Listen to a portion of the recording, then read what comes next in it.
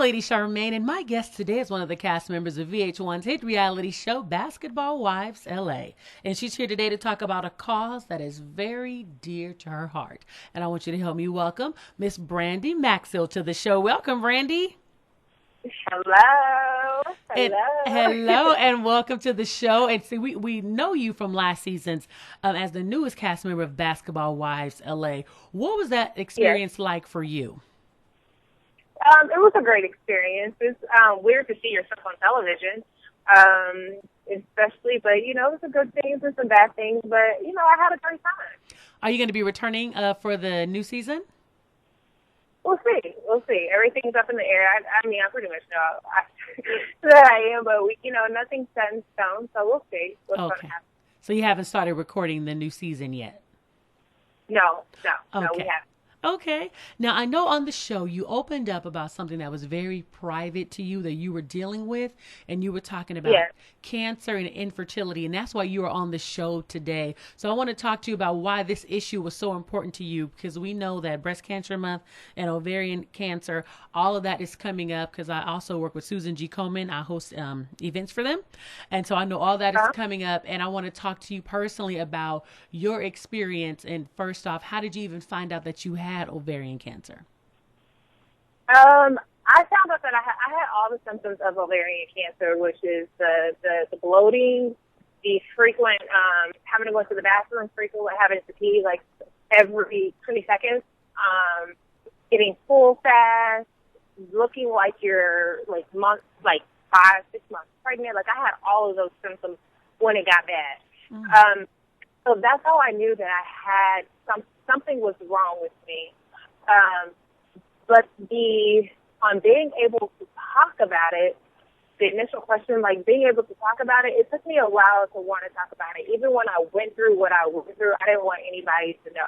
I think the only people that knew was my immediate family, my close friends, and the organization of the Detroit Pistons at the time. So, no one knew, because I'm kind of like a private person when it comes to things that I'm dealing with.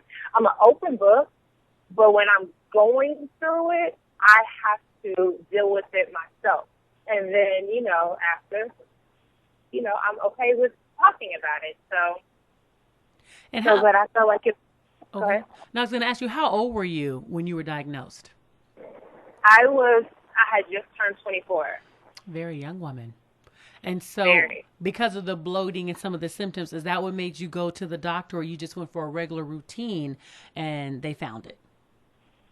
Well, I had originally complained of like back pain. Like I was having really bad back pains, and I thought it was because I wasn't sleeping right, bad mattress, I was sleeping on the couch. Like when you're young, you fall asleep on the couch, watch TV late, stuff like that. So I kind of like just dismissed it and used it as that excuse. And my doctor told me the same thing, like, oh, okay, give me some prescriptions for back pain, and called it a day. So, and then after a couple of weeks, the symptoms started getting worse. Like I started feeling other things. So, and that's when I knew. I was like, something is wrong. Something is really wrong. And I'm healthy. My family's healthy. I'm healthy. So, I didn't really think cancer was going to be, the issue, the reason. So now that you've taken care of that, so is your diagnosis clear? You're all clear of cancer now? I'm all clear of cancer. Yes. And so now you're just working on trying to have a second child, right? Yes. Like even with me being all clear with cancer, I still have my my scares or whatever with blood work every now and again. That's the only thing that I can't stand. I wish if I could have like one wish, I wish I could just be pregnant right now, have my baby, and like go and have surgery and remove everything, so I don't have to worry about the cancer returning or anything. So, but hey. So explain to the audience, what exactly is ovarian cancer? It's a cancer in your ovaries. So normally this type of cancer, well, nowadays, it's getting younger and younger and younger. I met a girl that was 18 that said she had it. So it's getting younger and younger and younger as, as time progressed. But, you know, before, back in time, it was kind of like they called it, I hate saying the old lady disease, but that's what they would call it, because it would be women, like elderly women that would get it, you know, after menopause or, you know, right before menopause, during menopause or whatever. So, but, you know, now if you're a woman, you can get it at any age. And so it affects your ability. Well, it can affect your ability to have children because you have the cancer in your ovaries. So does it stop the eggs from flowing through the fallopian tube? How does it affect you in having children? So how, I can't speak for others, but how it affected me is that, like, I had a malignant tumor on my right ovary. Okay. So with that being said, they have to remove my whole right ovary. And then on my left ovary, I had a benign tumor. But, you know, it wasn't as bad, so he was able to leave just a little bit of ovaries, you know, left over so I can have children.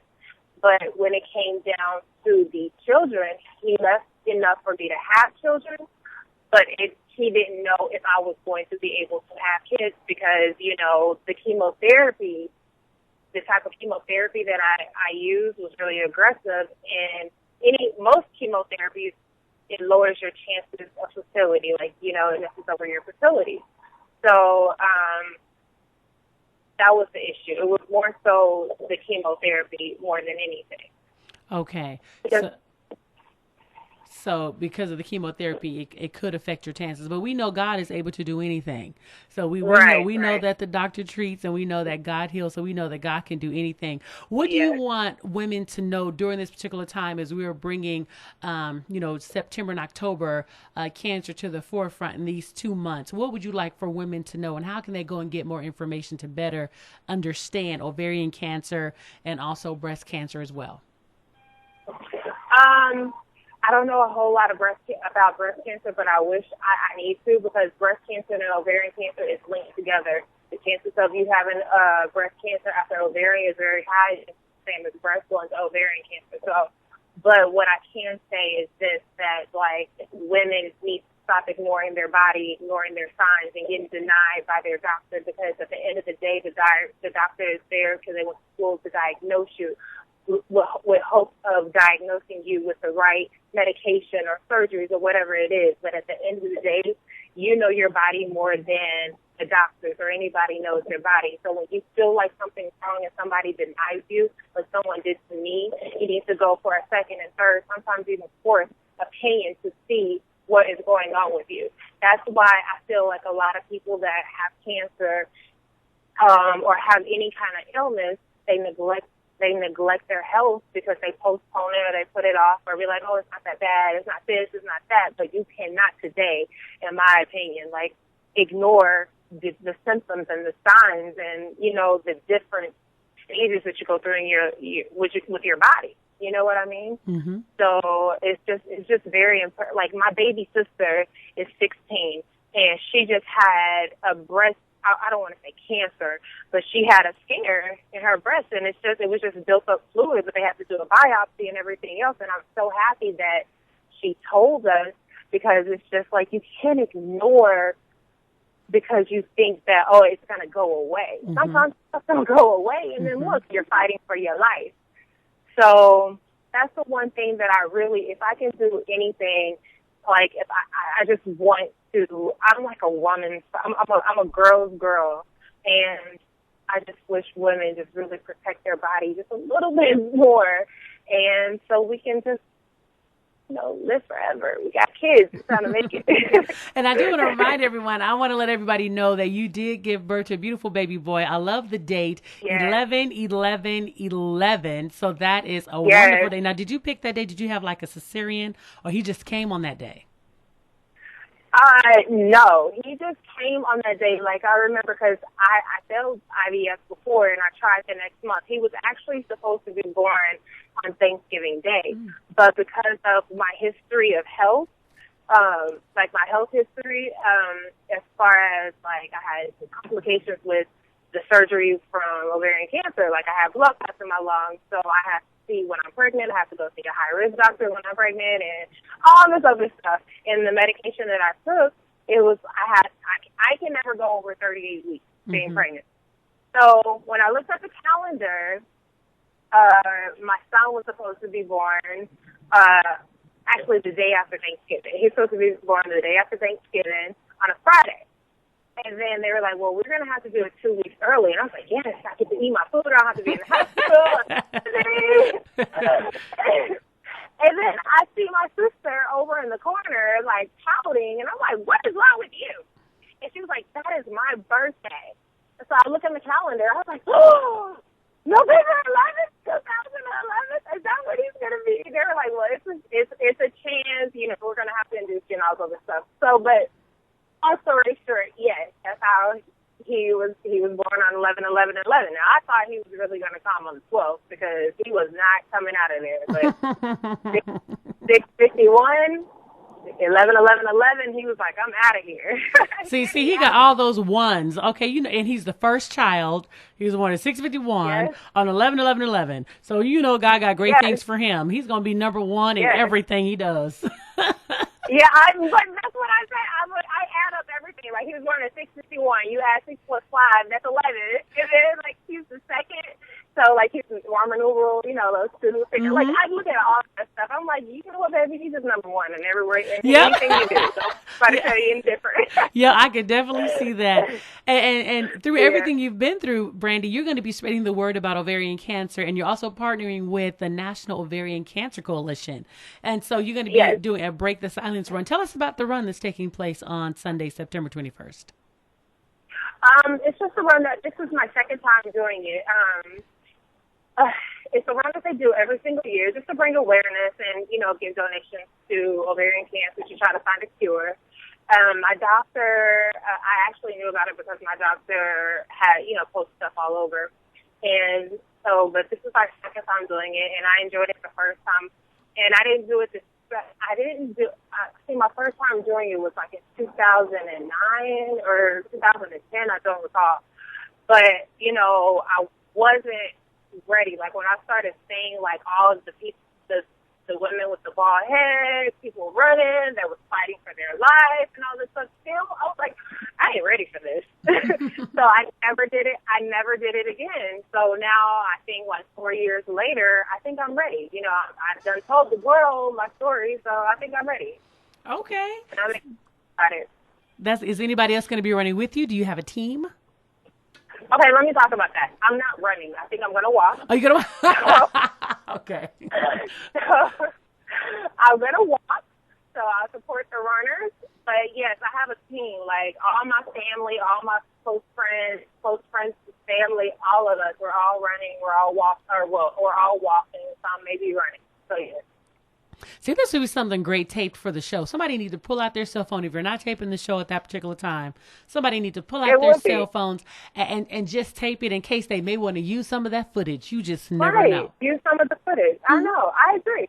Yeah. Thanks for telling me that. I'm going to have somebody doing that. Yeah. You know, because people use cell phone footage all the time. You know, just tape and talk as you're getting ready for it and walking and, you know, all of that. Because you never know. They may take that and add that to the show. I think that would just be something that's great. And it'll bring more awareness to ovarian cancer. You're already bringing it on the show. But it'll bring more awareness, I believe. And especially for the walk. 'Cause I've never heard of a National Ovarian a walk, Break the Silence. Never heard of it until you came on the show. Look at you, being a producer and all. Well, that is what I do. So it's awesome. Yeah.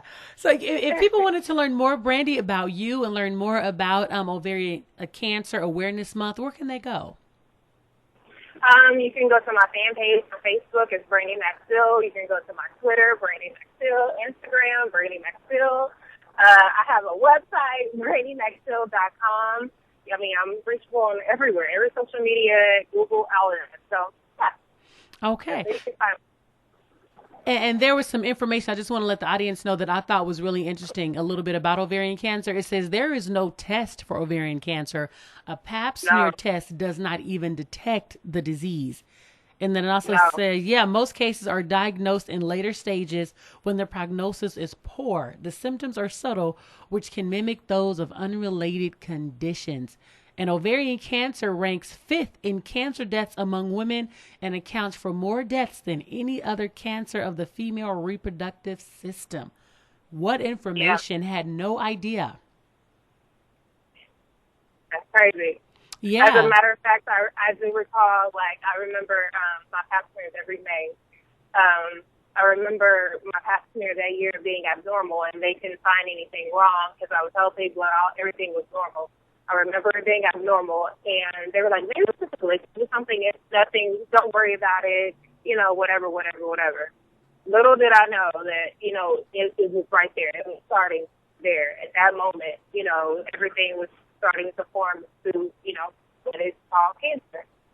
So you can clearly dismiss it. And as an African-American woman, like, you, a lot of times they may think you have fibroids because symptoms of ovarian cancer is like fibroids. You know, a lot of women, more women that have fibroids are African-American, so it's just, you just got to be careful. You got to find that right doctor that'll go through the loops to try to figure out and help you save your life.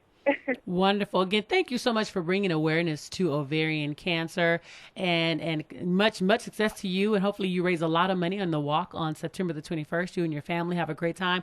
Do not forget to bring your cell phones or iPads and videotape it so you can use that footage. I know. I'm going to do that. I'm going to call my friend and tell him to do it for me, too. Oh, good. Well, it was truly a pleasure having you on the show. Thank you for having me. You're welcome. I look forward to having you back. Okay. Bye. Bye-bye.